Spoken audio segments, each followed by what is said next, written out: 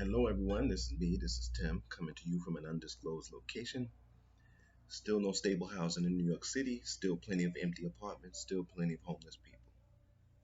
Let's see if this civilization can get it right.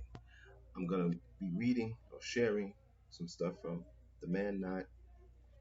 Um, I'm just going to share you the introduction. Excuse the noise. It's a noisy place. It's Brooklyn. Go Brooklyn, right?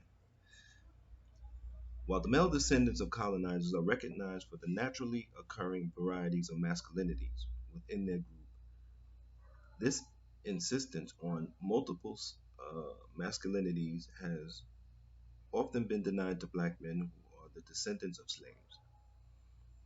Theories concerning black masculinity revolve around the fixed political idea in the United States that is deemed progressive by the extent to which it is sufficiently feminist and deemed patriarchal the ex- by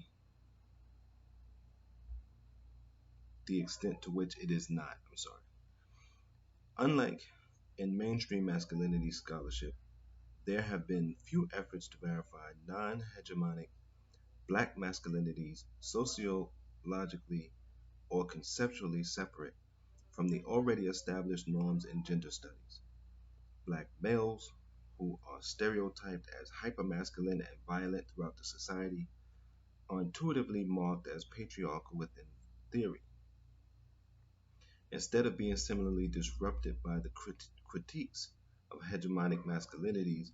Failure to account for the class and cultural diversity within white masculinities.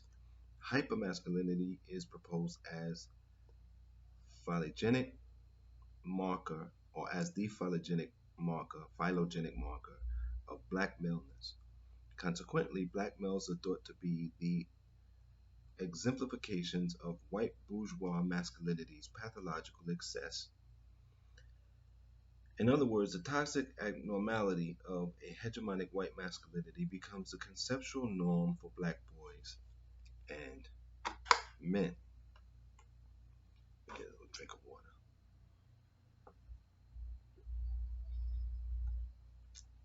Before we go on, there was somebody left something on the stove. A lot of smoke was in the place here. So I started smoking my throat. Black males are often theorized as defective, as the gender theorist Arthur F. St. Aubin explains.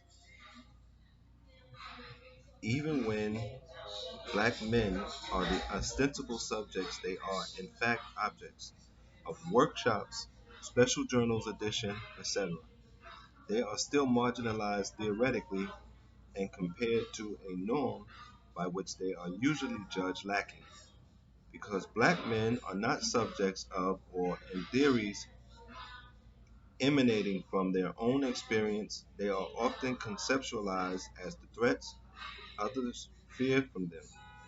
This fear has been used to legitimize thinking of black males as degraded and deficient men who compensate for their lack of manhood through deviance and violence.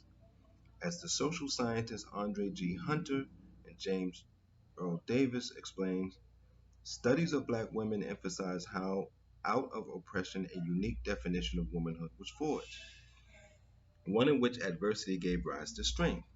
However, the discourse around men and oppression focuses on the stripping away of manhood.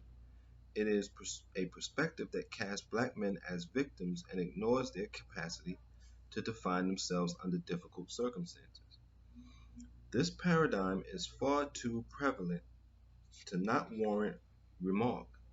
Racist accounts of black males depict them as lesser males who are lazy, unintelligent, aggressive, and violent toward women and children, and who abandon their families physically and cannot provide for them economically, while nonetheless requiring coercive legal and extra-legal sanctions to control their hypermasculinity and predatory inclinations. Racism against black men often results in their emasculation, criminalization, and death. Black men have not only survived but developed rich analysis of this oppression under the capitalist ethno-patriarchal regime we call white supremacy. However, their thoughts are not often spoken of as positive programs, capable of actually addressing their suffering.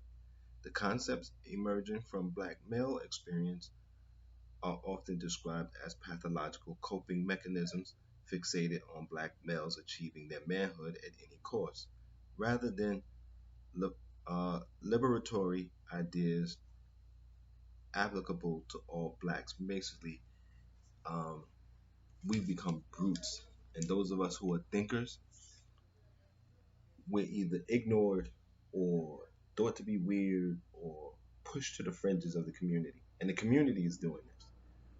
I mean, outside and inside is doing this. So we really aren't getting as much support from anyone. And speaking of, if you want to support me, support any of my platforms in the description section. You can cash at me. Listen, all you people, you giving money to selfish and greedy black people, give something to a black person who's sharing. Take care, try to stay safe, and try to stay sane.